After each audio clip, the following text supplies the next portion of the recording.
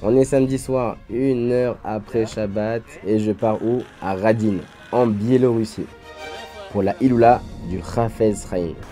Je suis en compagnie de 3 rabbins, Rav Abergel, Rav Brandt et Rav Abirsira.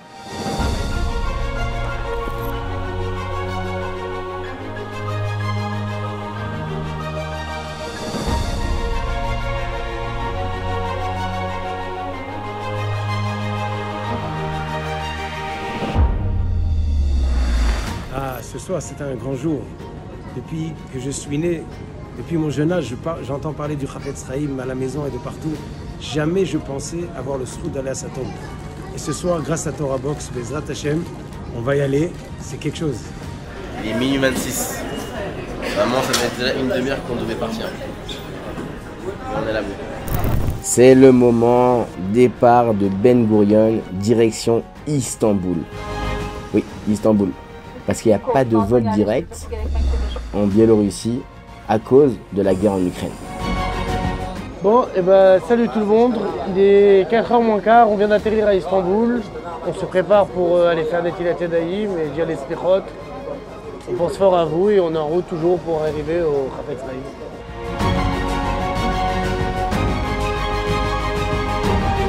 Le Imre Moshe, alors Moshe Sokolovski, il a écrit un livre en 1920 peut-être. Il a essayé de le vendre, personne ne l'a acheté. D'abord, il ne vend pas d'argent. Il était déçu. Après quelques semaines, on reçoit une lettre d'un Bachou qui lui dit: j'ai vu votre livre, super intéressant, je veux l'étudier, j'ai pas l'argent, prêtez-le-moi, je vous promets, je le lis de la première page à la dernière page. Il s'est demandé: mais il faut que je gagne les sous, j'ai écrit un livre, je veux gagner de l'argent. Il a décidé, allez, il fait une mitzvah. Il a envoyé au Bachou le livre, cadeau, il a dit: pas besoin de le rendre, si tu étudies tout. Ce Bachou, il a reçu le livre, il a étudié, il est monté en Israël, il a été sauvé de la guerre. Le Imre Moshe, il est mort, tous ses livres ont été brûlés, pas un est resté. Son fils, il a voulu sortir le livre, il n'a pas trouvé.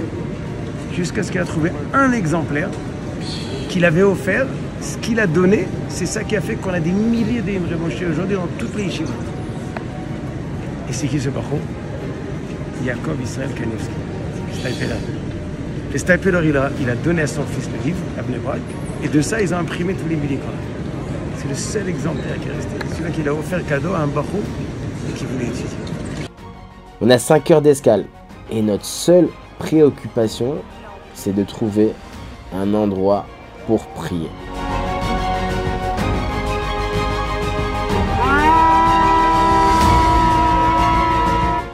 Alors un jour de Purim, les élèves sont rentrés chez le Chafetz Chaim. Un d'eux s'est saoulé un peu trop et il attrape le Chafetz Chaim par sa chemise. Et il lui dit: Rabbi, jure-moi que je suis à côté de toi au Olam Haba, dans le monde futur. Les camarades ont voulu le mettre de côté.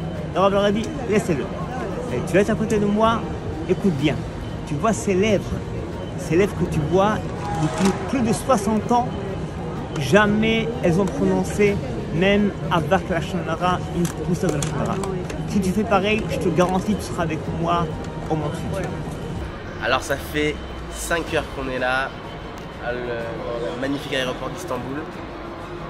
Et alors on vient de finir la tefila, on a pris honnête, au Hachem.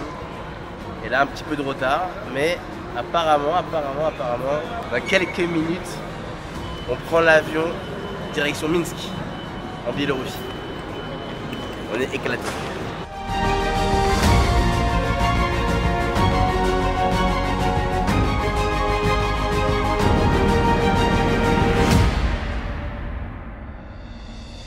Ça y est, on est arrivé en Biélorussie, dans la capitale, Minsk.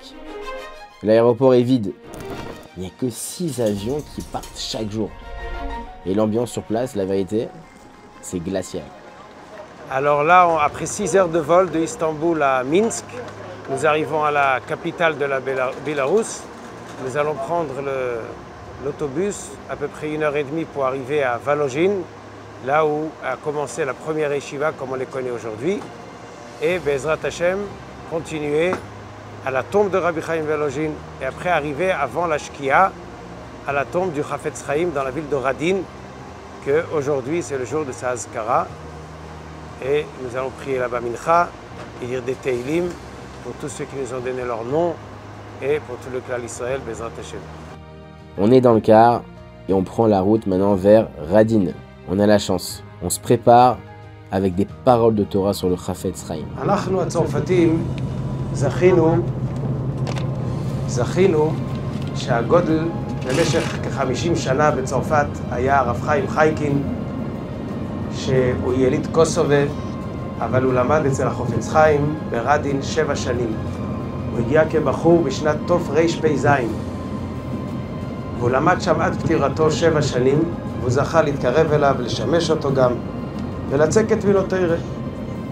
לפני שהוא הגיע לשם, הוא למד בברנוביץ', והוא שאל האם כדאי לנסוע לגרודנה לרב שמעון שקופ, או לנסוע לרדין לרב נפתולי טרומפ ולחופץ חיים. אז אמרו לו, אם אתה רוצה עיון, אז אולי עדיף לך אצל רב שמעון. אם אתה רוצה ירא שמיים של החופץ חיים, אז תיסע לרדין. אז הוא שאל, אבל החופץ חיים מבוגר, האם עוד אפשר ללמוד ממנו? אז אני לא זוכר מי אמר לו, ככה הוא סיפר. אמרו, מי שרוצה, ורבוס ויל, כן. מי שרוצה יכול. וככה, והוא נסע ונדבק, דבק בחופץ חיים 7 שנים. מי שמגיע ליורצייט מתפלל בעומק הלב, באמת נמצא שם במקום של הקבר. יש כאן השפעה עצומה שהבן אדם שמגיע לשם זה לא אותו בן אדם שהולך משם. בן אדם מרגיש איזה משהו, הוא מרגיש שהחפץ חיים נמצא, כתוב בספרים הקדושים שביורצייט הנשמה חוזר אל המקום של הקבורה שלו, מקום שהוא קבור, זה חוזר לשם פעם בשנה, ביום שהוא נפטר. וכתוב בספרים שאפשר לבקש בזכות הצדיק, לא מבקשים לצדיק, בזכות הצדיק, שזכות הצדיק יעלה את התפילות. אבל מי שמתקשר לדבר הזה, ומי שיש שייכות לדבר הזה, ומי שהוא מתחבר עם השמירס, הלושן של החפץ חיים, מי שיזכה באמת לעשות את התכלית הזה, אז הוא יזכה לקבל השפעה ואורה מן השמיים שנמצא רק ביום הגודל הזה, ושבעזרת השם כל אחד שיושב כאן יזכה להרגיש את הדבר הזה, ושלא יהיה אותו בן אדם שהגיע לפה זה שיוצא מכאן. חוץ מכל הישועות שרוצים לפעול בנסיעה הגדולה הזאת, יש כאן חלק אחד שעצם הדבר שנוסעים לחופץ חיים, זה כבר מעורר אותנו. לאיפה אנחנו נוסעים? אנחנו נוסעים אל הרבי הגדול שלימד אותנו שצריך לשמור על הלושן. זה כבר מעורר שצריך שמירת הלושן, צריך לשמור על הפה, צריך ללמוד את ההלוכות, צריך לדעת את ההלוכות. זה עצם הנסיעה, עצם הדבר שיש דבר כזה שנוסעים, זה כבר מעצמו מעורר.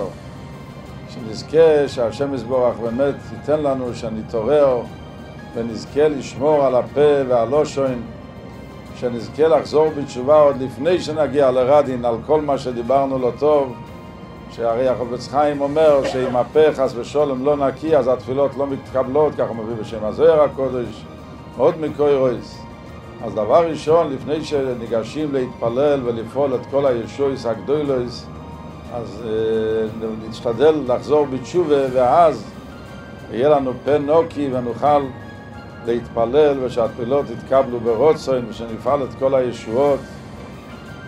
ברוך השם, בשנים קודמות המון סיפורים של ישועות גדולות שרואים בזה את הזכות הגדולה של מי ששומע פיו ולשונו, שזה זכות עצומה. Sur le chemin, on passe par la ville de Vologine. On s'arrête à la yeshiva de Rabbi Chaim de Vologine. C'est la première yeshiva contemporaine. Chers amis, ce bâtiment, c'est la fameuse yeshiva de Vologine qu'avait fondé Rabbi Chaim de Vologine, le grand disciple du Gaon de Vilna. Dans Nefesh Chaim, il explique que quand quelqu'un faute, eh bien, sa faute va affecter les parties de son âme qui sont appelées Nefesh et Ruach. Mais sa neshama n'est jamais affectée par aucune faute. Elle est toujours nickel, toujours 100%, toujours théora. C'est ce que Rabbi Chaim nous a inculqué, qu'en fait, une personne a toujours une partie en lui qui s'appelle neshama, qui est toujours théora, toujours pure, parce qu'elle est 100% spirituelle. Alors que nefesh et ruach sont un peu affectés par la faute, et là aussi la tchouva intervient pour nettoyer nefesh et ruach. L'essentiel, c'est d'éveiller les forces de la Neshama qui est des fois endormie. On l'éveille à Kippour, à Rosh Hashanah, dans la Tchouva, dans les fêtes. Cette Neshama peut en effet faire une métamorphose dans l'être humain. Il y a raison qu'on puisse suivre le chemin du Rabbi Chaim qui a fondé la grande yeshiva qui est appelée Ema Yeshivot, la mère de toutes les yeshivot. Et juste à côté, la yeshiva, on arrive sur le tombeau de Rabbi Chaim de Vologine.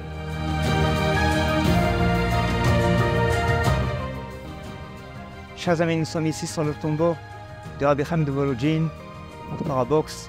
Rabbi Chaim avait une halaga particulière de jamais faire une bracha s'il n'y a pas quelqu'un qui pourra répondre Amen à sa bracha.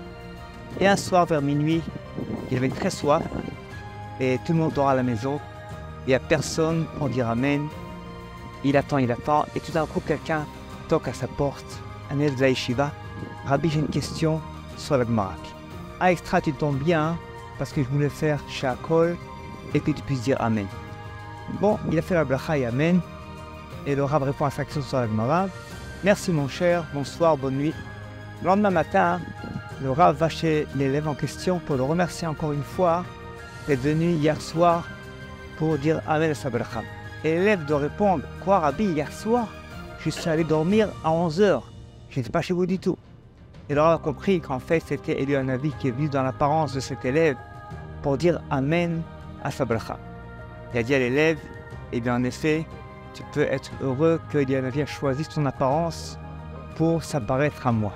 Assez l'importance de dire Amen sur la bracha, c'est ce pour s'en dire Amen Ken Yeh Ratzon. Le Gaon de Vilna, il est niftar en 1800, quelques années avant sa mort. Son grand élève, Rabbi Chaim Vologine, est venu le voir. Est-ce qu'on ouvre une yeshiva? Le Gaon de Vilna, la première fois, il lui a dit non.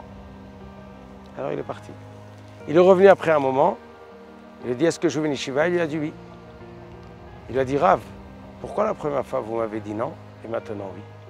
Il lui a dit, la première fois, j'ai vu que tu avais de l'enthousiasme. Quand on a de l'enthousiasme, il peut se mêler des pensées, pas les Shem Shamaim. Et si tu n'ouvres pas 100% les Shem Shamaim, tu ne pourras pas faire des bons fruits. Donc je t'ai dit, il vaut mieux ne pas ouvrir. Maintenant que tu reviens et que tu parles calmement, comme si c'est quelque chose de côté, qui n'a pas de rapport avec toi personnellement, donc c'est 100% les Shem Shamaim, vas-y, ouvre. Et le jour où il met la première pierre, il a pleuré pendant quelques heures, il a dit des Tehillim, pour que la yeshiva soit un endroit où il n'y a que de la Kedusha, que de la Torah, dans les bonnes midot, et que ce soit la kavana de faire Ratzon Hashem comme il le veut. Et comme ça, ils ont mis la première pierre, et son fils raconte qu'il y avait une flaque d'eau, de larmes, en dessous de Rabbi Chaim, qu'on pouvait mettre le ciment avec les larmes, on n'avait pas besoin d'eau. La première règle qu'il a fait, Rabbi Chaim Vologine, c'est qu'on étudie tout le chasse, 1h30 par jour de shiur, sans s'arrêter, 24 heures sur 24. Que la Torah ne s'arrête jamais. Même au Yom Kippour, Rabbi Chaim Vologine lui-même venait après le jeûne et il étudiait jusqu'à minuit. Comme ça pendant 90 ans, depuis 1803 jusqu'en 1893. Les yeshivot qu'on connaît aujourd'hui, c'est le fruit et la continuation de toutes les yeshivot qui sont développées essentiellement quand Vologine a dû fermer. La fermeture de Vologine était quelque chose de douloureux, mais qui a derrière ça a permis un développement où beaucoup d'yeshivot, Mir et Slabotka et Telz et Ponovitch et beaucoup d'autres yeshivot sont le fruit des élèves de la yeshiva de Vologine. Comme vous savez, on est sur la tombe du Nefesh HaChaim, de Rabbi Chaim de Vologine. Il dit que chaque juif qui se trouve dans une difficulté, il doit se rentrer à l'esprit que Adonai ou Elohim, En Od Milevado. Hachem, c'est lui qui dirige le monde, c'est lui qui détient les forces du monde et que rien ne peut gérer le monde à part lui. Et il dit qu'il est sûr et certain que celui qui va forcer son esprit et forger son esprit à penser de telle manière pourra annuler tout mauvais décret et annuler toute chose mauvaise qui pourrait l'accompagner. Donc on pourrait se renforcer dans son enseignement puisqu'on se trouve ici à Vologine, c'est ça qui me vient à l'esprit. se renforcer dans cet enseignement, essayer de forger notre vie en adoptant cette attitude qui serait celle de se remettre entre guillemets dans les mains d'Hachem et savoir que tout vient de lui et que tout est pour le meilleur.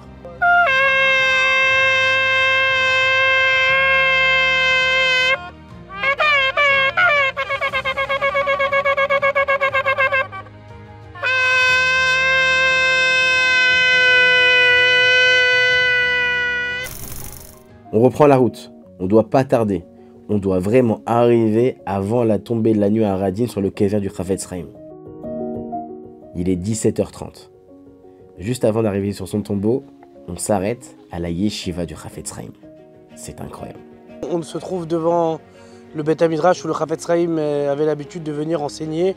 Quand on rentre dans cet endroit, on se sent évidemment imprégné par une Gdusha particulière, une envie d'avancer, une envie de se rapprocher d'Hachem qui est débordante. Et je pense que en réalité c'était ça la marque du Chafetz Chaim. On sait que le Chafetz Chaim, à part être un géant en Torah, un érudit qui vraiment il est considéré comme le dernier des décisionnaires, il faut savoir que le Chafetz Chaim avant tout a sacrifié sa vie pour le clan d'Israël. Et je vous raconterai peut-être juste une petite histoire. On sait qu'il y avait une fois un élève de la yeshiva qui était malade. Et il est venu voir le Chafetz Chaim, il lui a dit voilà, qu'il avait une maladie spéciale, on ne connaissait pas les médicaments qu'il devait prendre pour ce genre de maladie. Et le Chafetz Chaim lui a dit va dans une ville voisine et tu trouveras là-bas un rave qui s'appelle comme ça, il te fera une bracha et tu guériras. Et c'est ainsi qu'il a fait, il est parti, il lui a dit mais je te donne une condition, c'est que tu racontes ça à personne.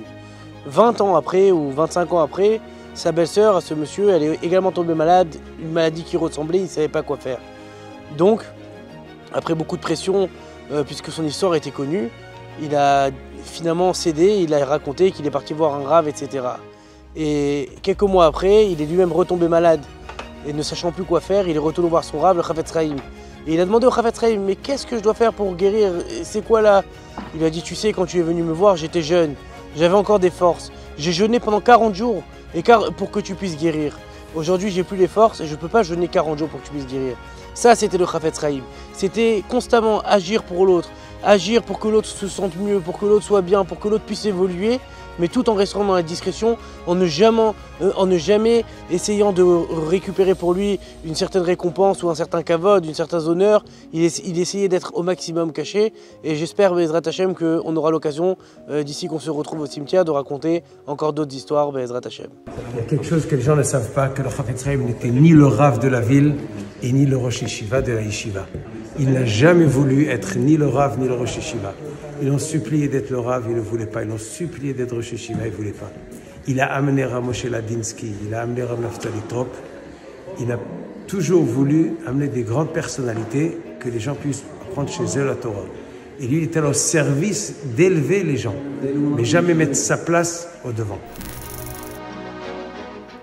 Ça y est, on y arrive presque. Dernier trajet en bus et le Chafetz Chaim. On y est. Waouh. J'y crois même pas. Je réalise même pas en fait. Ça fait juste 18 heures qu'on est parti de Tel Aviv pour vivre ce moment. On y est. On va enfin pouvoir prier et se recueillir sur le tombeau du Chafetz Chaim. Et en plus, le jour de sa Iloula. C'est vraiment extraordinaire.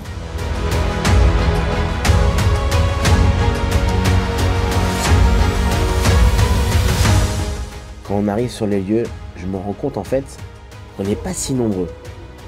30 personnes qui sont venues avec nous depuis Tel Aviv et encore 10 qui sont venues de Pinsk, qui est dans une ville dans le sud de la Biélorussie.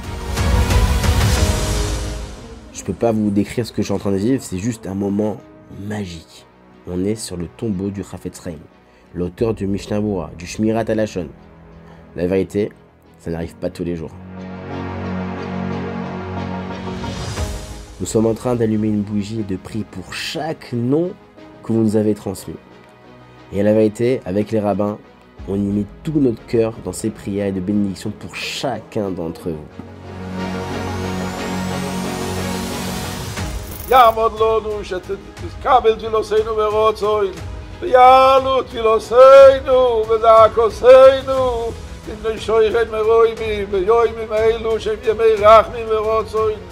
Nous sommes au Kever du Chafetz Chaim, le jour de la Iloula. Le Chafetz Chaim est né en l'année 1838-1839. À 11 ans, son père est niftar. Donc sa mère s'est remariée avec quelqu'un qui habitait le village Radin. Donc ils sont venus habiter ici, à Radin. Quand il arrivait à l'âge de mariage, le mari de sa mère avait une fille qui était plus âgée que lui et il voulait la marier avec le fils de sa femme, le Chafetz Chaim. Et même sa mère ne voulait pas. Donc il a convaincu sa mère que c'est très bien pour lui de se marier avec cette fille. Et il a dit, je me suis marié avec une femme simple et grâce à sa simplicité, j'ai pu étudier la Torah et tout ce que j'ai grandi, c'est grâce à elle. Et en fait, c'est un homme qui a renversé le monde.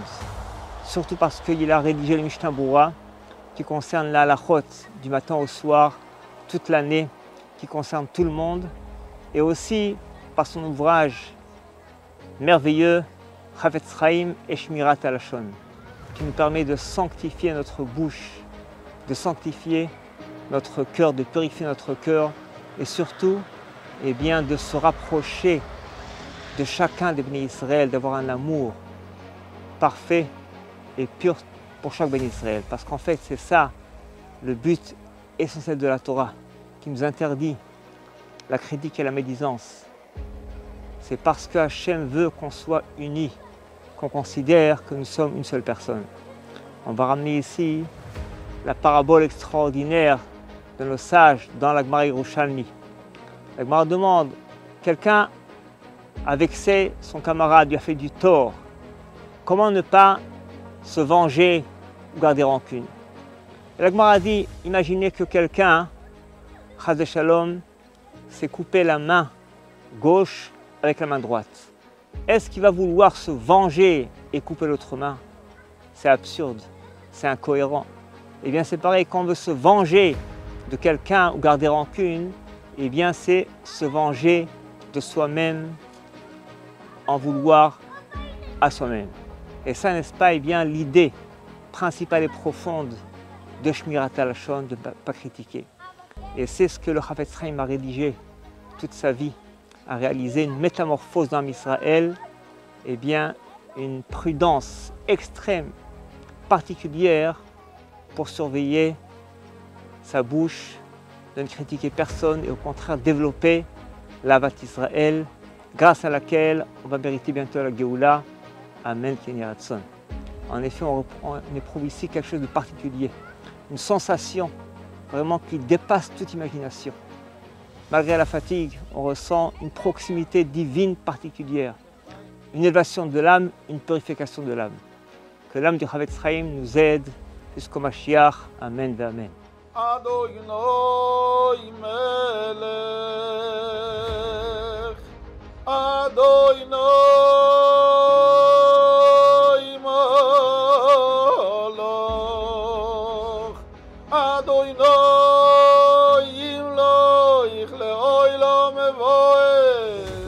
Voilà, on vient de passer un moment très émouvant de prière intense sur la tombe du Chafetz Chaim. On sait que quand on va sur l'endroit où un tzaddik repose, on dit que sa neshama, elle vient surtout le jour de la Iloula. Et de côtoyer le Chafetz Chaim, c'est pas évident. On sait que le Chafetz Chaim, il accordait une grande importance au fait de ne pas dire du Lachon Hara, de ne pas pratiquer la médisance. Et comme on sait que le Télim dit que celui qui ne dit pas de médisance vivra des jours heureux, des jours longs, des beaux jours. Comme on dit, Miyai Shech Chafetz Chaim, Oev Yamim Nirotov, Netzor Leshoncha Mera, Usvatecha Midaber Mirma, garde ta bouche de dire du Lachon Hara. Et on peut se poser la question, pourquoi ne pas dire du Lachon Hara, ça peut nous emmener des jours heureux. Alors certes, il y a quelque chose comme une bénédiction du ciel, la providence qui ferait que ça serait bien pour nous. Mais il y a peut-être un élément qui est un peu plus profond et qui pourrait nous toucher à tous, qui est plus, on va dire, terre à terre. Le Rav Chaim Friedlander dit que lorsqu'on dit du Lachon Hara, pourquoi on dit du Lachon Hara? On dit du Lachon Hara parce que l'homme, il a été construit et il est conçu de cette manière. Il a l'habitude de s'auto-évaluer, il s'auto-évalue. Et en vérité, pour savoir si on est quelqu'un de bien ou pas bien, qu'est-ce qu'on a l'habitude de faire? On regarde autour de nous, on regarde dans la société. Les gens font comme ci, les gens font comme ça, certains font comme ci. Et à partir du moment où on rentre dans le cadre de la société, on rentre dans le cadre que la société met par rapport à tous les événements et par rapport à tous nos critères, on se dit qu'on est bien. Mais lorsque quelqu'un fait beaucoup mieux que nous, la chose la plus facile à faire, c'est de se dire, bon, ben, en fait, lui, il a des circonstances atténuantes, il a des choses comme ci, des choses comme ça, qui font que c'est plus facile pour lui et c'est pour ça qu'il réussit mieux. Mais en vérité, celui qui fait ça, il se limite. Il se limite dans les deux sens. Il pourrait arriver beaucoup plus que ce qu'il fait.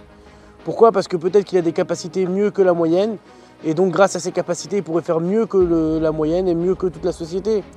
Et d'un autre côté, on se rend triste aussi. Peut-être que dans certaines choses, on est plus limité que la moyenne des gens. Et à force de regarder les autres, on se dit qu'on n'arrive pas à faire et on se sent au fond de nous, entre guillemets, un peu déprimé, un peu en difficulté. Mais si on avait l'habitude de s'auto-évaluer par rapport à nos capacités qui étaient intrinsèques, à nos capacités propres, on arriverait à faire beaucoup mieux. C'est pour ça que celui qui ne dit pas de la Lachon Hara, c'est-à-dire qui s'efforce à se concentrer sur lui-même, on ne peut pas dire à quelqu'un de ne pas dire du Lachon Hara s'il se concentre sur les autres. Pour ne pas dire du Lachon Hara, le meilleur conseil, c'est de se concentrer sur soi-même. C'est de s'auto-évaluer par rapport à soi-même. Et d'ailleurs, le Mishnah Berurah le dit qu'il faut tous les jours passer un petit moment pour essayer de faire réflexion sur nos actions, pour savoir où est-ce qu'on en est et est-ce qu'on aurait pu faire mieux ou on n'aurait pas pu faire mieux. Vous savez, le Chafetz Chaim, à part avoir écrit un livre sur tout ce qui touche le Ben Adam Lachavero, c'est-à-dire un envers son prochain, etc., à part qu'il ait écrit tout le Mishnah Berurah, c'était surtout quelqu'un qui avait pour attrait la Ahavat Israël. C'était très important pour lui que les gens s'aiment. Et en réalité, pour qu'on puisse s'aimer en tant que Bnei Israël, on a besoin de savoir que Hachem nous a envoyés à tous sur cette terre pour accomplir une mission. Et notre mission, elle nous est singulière. Personne ne peut accomplir notre mission à notre place et nous, on ne peut pas accomplir la mission des autres à leur place. Alors, au lieu d'essayer de se dire pourquoi l'autre fait comme ci, l'autre fait comme ça, on devrait plutôt se dire comment on peut aider les autres à réussir leur mission et comment on peut nous-mêmes réussir notre mission grâce aux autres. Et je finirai en racontant une petite histoire, que le Chazon Ish, à l'époque du Chazon Ish, il y avait un imprimeur à Bnei Brak qui est décédé. Et le Chazon Ish s'est entêté à venir à sa Levaya. Et tout le monde a demandé au Chazon Ish pourquoi tu viens. Et il a raconté que ses enfants sont venus le voir pour lui demander conseil par rapport à la conduite de son père. C'était le seul imprimeur de Bnei Brak. Il travaillait beaucoup et il avait une bonne réussite grâce à Dieu. Et du jour au lendemain, en face de lui, est venu un jeune qui s'est autoproclamé imprimeur et a décidé de venir travailler en face.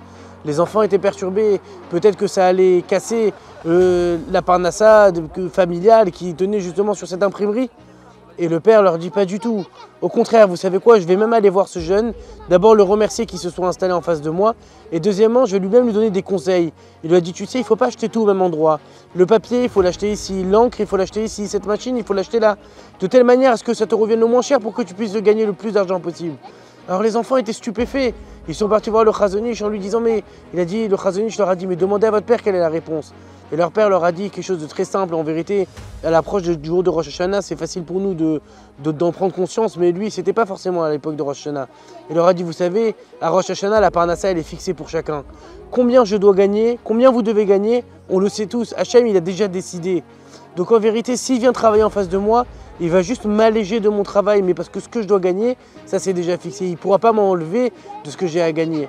Si on vivait comme ça, mais dans tous les éléments de notre vie, savoir qu'en vérité on est venu pour un but réel que Akadosh Baruch Hu a déjà fixé, si on savait qu'on est là pour faire ce que Hachem il attend de nous et que personne ne peut empêcher ce que Akadosh Baruch Hu il a décidé pour nous, eh ben on vivrait beaucoup plus heureux et beaucoup plus aimants les uns envers les autres et sans jamais avoir un regard qui est plutôt négatif ou péjoratif. Au contraire, on se dirait que tout est peut-être un moyen pour nous de nous élever, un moyen pour nous de nous rapprocher, un moyen pour nous de nous tester. Et c'est ça que je nous souhaite en ce moment-là, au Kever du Chafetz Chaim, qu'on se réveille justement, on réveille en nous cette émouna, on réveille en nous cette foi de savoir qu'on doit se rapprocher d'Akadosh Baruch Hu et savoir que Akadosh Baruch Hu, c'est lui qui dirige le monde, c'est lui qui nous donne toutes les capacités de faire tout ce qu'on fait et que sans lui, on serait rien. Et comme on a dit tout à l'heure au Kever du Nefesh HaChaim, il faut justement être Meshaabed Marchevotav, il faut abandonner son sechel, il faut forcer son sechel à penser que Adonai ou Elohim est notre milevado.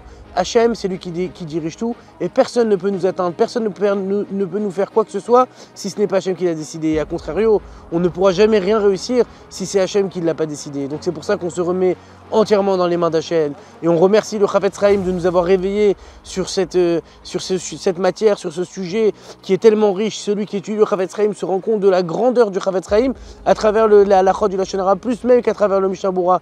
Il en a fait de ça un projet de vie et ça doit être le nôtre. Aujourd'hui, on l'adopte. On va rentrer dans ce projet pour pouvoir avoir une vie qui soit heureuse, une vie qui soit meilleure. Et Be'ezrat Hashem, je vous souhaite à tous, au Kever du Chafetz Chaim, que vous ayez une bonne santé, que vous ayez du nachat, de la satisfaction de vos enfants, qu'on soit toujours tous en évolution, dans le bon sens, et que Be'ezrat Hashem, tout se fasse avec facilité.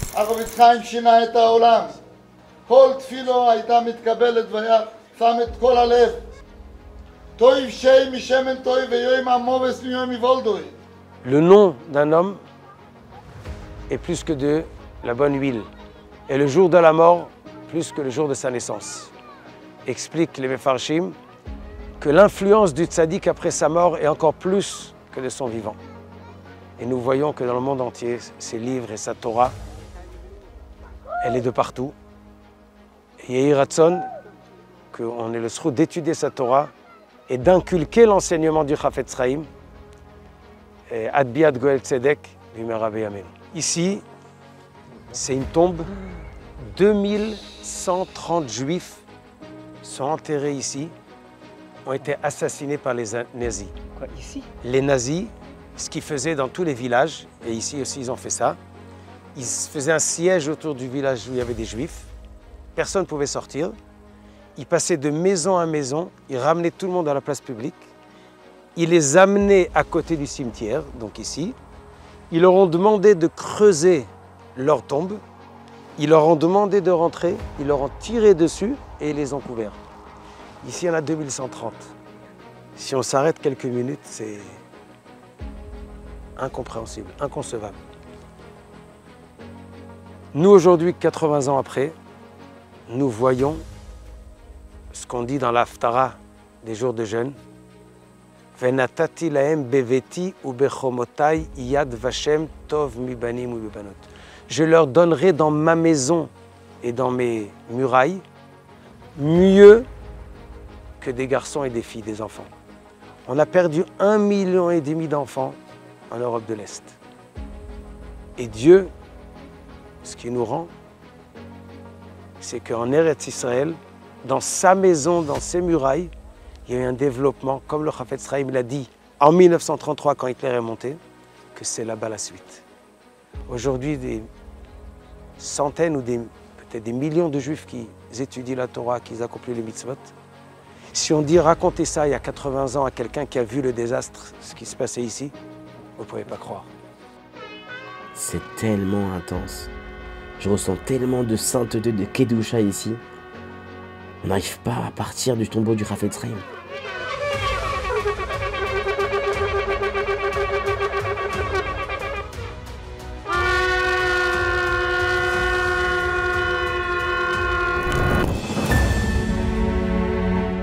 Depuis hier, je n'ai pas mangé. Il est 21 h, on reçoit notre premier repas depuis la fin de Shabbat. Il est 22 h. Notre avion pour Istanbul décolle à 6h30 du matin. Donc avant d'aller à l'aéroport, on décide d'aller tous ensemble dans la ville appelée Slonim. Je vous y réserve une dernière surprise avant notre retour. Après 15 h, on va aller chez Chafetz Chaim. Il est minuit, ça fait 24 h qu'on est parti de Tel Aviv. Et là on vient d'arriver dans un cimetière apparemment. Nous allons voir les rabbanim de Slonim. Venez avec moi.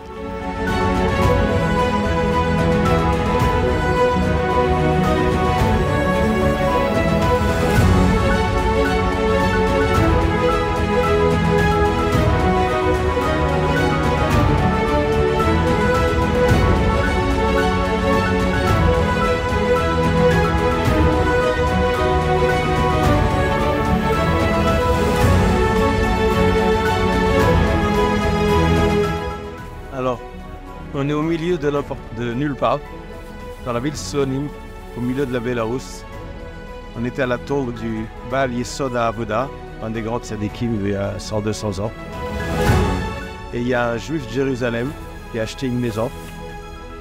Il a tout refait. Il y a une synagogue, on peut dormir, on peut manger, on peut boire, il y a un mikvé bouillante. On l'appelle de Jérusalem, il donne le code de la porte. Il est minuit et demi. On a bu, on était au mikvé, on s'est reposé, on a changé d'air. Et là, on peut repartir, Bezrat Hashem, pour Mir, la tombe de Rabbi Yerucham de Mir, et Bezrat Hashem, après vers l'aéroport, et on rentre en Eretz Israël. Dernier arrêt avant l'aéroport de Minsk, la ville de Mir, là où est enterré Rabbi Yerucham de Mir, un très grand sadique d'une sainteté incroyable, et en plus c'est le maître du célèbre Rav Wolbe. Venez, on va le découvrir ensemble. Chers amis, nous sommes ici à côté du tombeau de Rabbi Yerucham de Mir. C'était le grand maître du Rav Shlomo Wolbe. Le Rav Wolbe, ceux qui nous suivent sur Torah Box, eh bien, on fait des cours sur Aléchour. C'était un des plus grands Baalei Moussar de la génération passée. Et son maître par excellence, c'était Rabbi Yerucham. Le Rav Wolbe a été formé par Rabbi Yerucham. Rabbi Yerucham, c'était un homme d'une dimension morale et spirituelle qui dépasse notre imagination. Avant son décès, il a déclaré à ses élèves que depuis qu'il était conscient de son âme, eh bien, il n'a jamais eu une pensée futile, ne serait-ce qu'un seul instant. Il avait la particularité de connaître chacun de ses centaines d'élèves, peut-être milliers d'élèves. Il avait une compréhension des forces de l'âme, une dimension vraiment particulière. Et là, on est, n'est-ce pas, en effet, à côté de lui. On suit ses conseils qui sont rapportés par son grand élève dans le livre de Aléchour. On est le 25 Elul, le jour de la création du monde, 2h30 du matin, tout le village y dort. Le Rabbi Yerucham de Mir était le Rav de Rav Wolbe. Rav Wolbe a étudié chez lui 1 an. Et quand il avait 80 ans, ils ont demandé à Rav Wolbe, mais pourquoi vous êtes si on peut dire si fou de Rav Yerucham? Il parlait de lui tout le temps. Il a écrit un livre sur le Rabbi Yerucham pour expliquer son chemin. Alors il a répondu à la question avec la Gemara qui nous parle d'un Amora qui a dit « Moi je suis le petit-fils de ceux que Yecheskel a fait revivre leurs os secs, les Hatzamot Hayeveshot. » Il dit « Moi je suis un os sec que Rabbi Yerucham a redonné de la vie. » Rabbi Yerucham savait comprendre la psychologie des gens, des Bachourim. Il les écoutait, il les voyait et il savait qu'est-ce qu'ils avaient besoin pour avancer. Mais il ne disait jamais directement. Les Bachourim lui racontaient des choses, lui posaient des questions et chaque semaine, il faisait une Sichat Moussar d'1h30. Les Bachourim venaient déjà une demi-heure avant, ils s'asseyaient, ils l'attendaient et ils se préparaient à entendre à travers son discours la réponse qui leur convient et qui est adaptée chacun à ce qu'il a besoin. Et comme ça, Rav Wolbe l'a expliqué. Le Rabbi Yerucham de Mir a investi beaucoup pour que le Beth Midrash soit plein de limoud, enthousiasme, tout le temps. Et il raconte qu'une fois, il y a un groupe de jeunes qui voulaient voir la yeshiva. Ils ont fait le tour jusqu'au Aron HaKodesh, ils ont fait tout le tour du Beth Midrash. Et il n'y a pas un élève de la yeshiva qui a levé les yeux de la Gemara. Cette étude concentrée, complètement présente dans le sujet, c'était la force de Rabbi Yerucham qui a investi dans les Bachourim. Comme ça, Rav Wolbe a expliqué. Un des élèves de Rabbi Yerucham, c'est l'Abraham Shmulevitz. Ce qui est intéressant, c'est que c'est un très grand Talmid Chacham. Et ce qu'on a de lui, principalement, c'est le livre Sichot Moussar.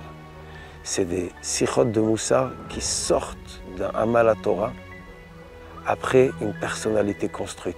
Comme ça, Rav Wolbe a expliqué que le Rabbi Yerucham construisait la personnalité des élèves jusqu'à ce qu'ils puissent être autonomes et prendre leurs responsabilités et prendre les bonnes décisions sans qu'on ait besoin de les prendre pour eux. Ça y est, on arrive à l'aéroport de Minsk et la vérité, il est toujours aussi vide. C'est bon, direction Istanbul. אני חושב שמי הגאון מווילנה, אבל שם טוב, לא היה אדם בסדר גודל שכל החיים שלו היה עשייה מהבוקר עד הלילה, 24 שעות. לא יודע, אי אפשר לדעת איך אדם הספיק כל כך הרבה בחיים. לא יאומן באחוזים כמה אנחנו פועלים ביורצייט, שאנשים אומרים שהם נושעו, אי אפשר לדעת הרי מה קורה בשמיים, אבל מבחינת האחוזים זה משהו לא יאומן את הזכות של החפץ חיים. Ça y est, on est de retour en Israël. On va enfin retrouver nos familles.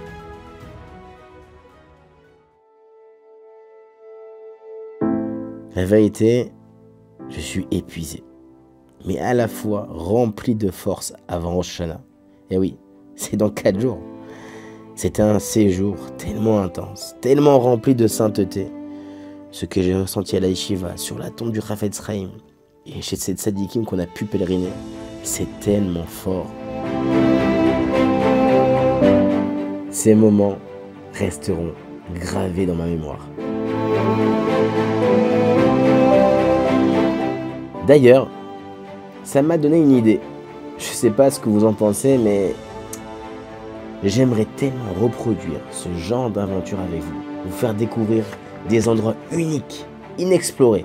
Vous faire découvrir, par exemple, les actions d'hommes hors du commun. Bref, découvrir des facettes de notre judaïsme sous un autre angle. Et surtout, de les partager de nouveau avec vous. D'ailleurs, dites-moi en commentaire ce que vous en avez pensé, si ça vous a plu. Et puis qui sait, si vous avez même des idées d'aventure à me proposer. Mais en attendant de lire vos commentaires, je pense qu'on a bien mérité une bonne nuit de sommeil. Je vous dis à très très vite.